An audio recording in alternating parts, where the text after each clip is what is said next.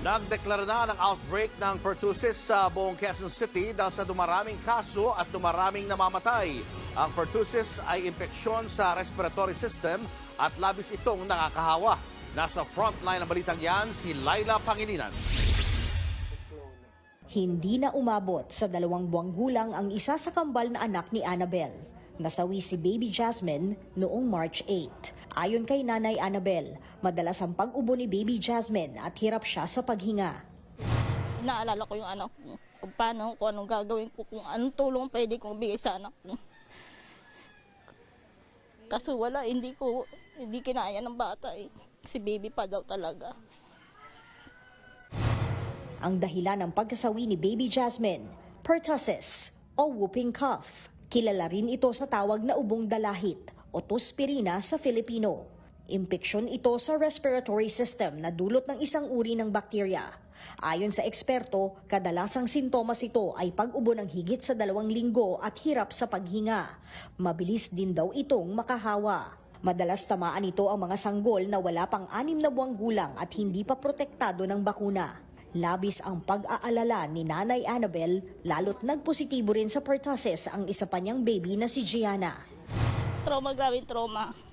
Pag umuubo siya, tataranta na ako. Kasi naranasan ko sa kambal niya eh. Ilan lang ang mga anak ni Annabel sa mga tinamaan ng pertussis sa Quezon City.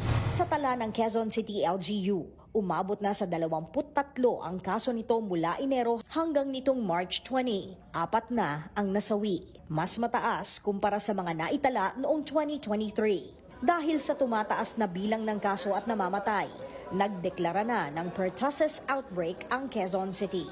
Ayon kay Quezon City Mayor Joy Belmonte, hirap silang puksain ito, lalo't ubos na ang stock nila ng bakuna kontra sa naturang sakit. Pero ginagawa na raw nila ito ng paraan. The scarcity of the vaccine is what makes this an outbreak. We are mobilizing our own resources towards procuring the needed vaccines to keep our children safe. Sa buong bansa naman, tumaas sa 453 ang bilang ng mga kaso ng pertussis na naitala sa unang 10 linggo ng taon. Kapansin-pansing malaki ang itinaas nito kumpara noong taong 2021, 2022 at 2023. Ayon sa Department of Health, sa ngayon wala pa silang stock ng bakuna kontra pertussis. Posibleng sa Mayo pa raw magkaroon ng supply nito. Bukod sa mga sanggol, posible ring tamaan ng pertussis ang mga matatanda. Habang hinihintay pa ang bakuna, pinaalalahanan muna ang publiko na magsuot ng face mask at mag-isolate kung magpositibo. Nagbabalita mula sa Frontline, Laila Pangilinan, News 5.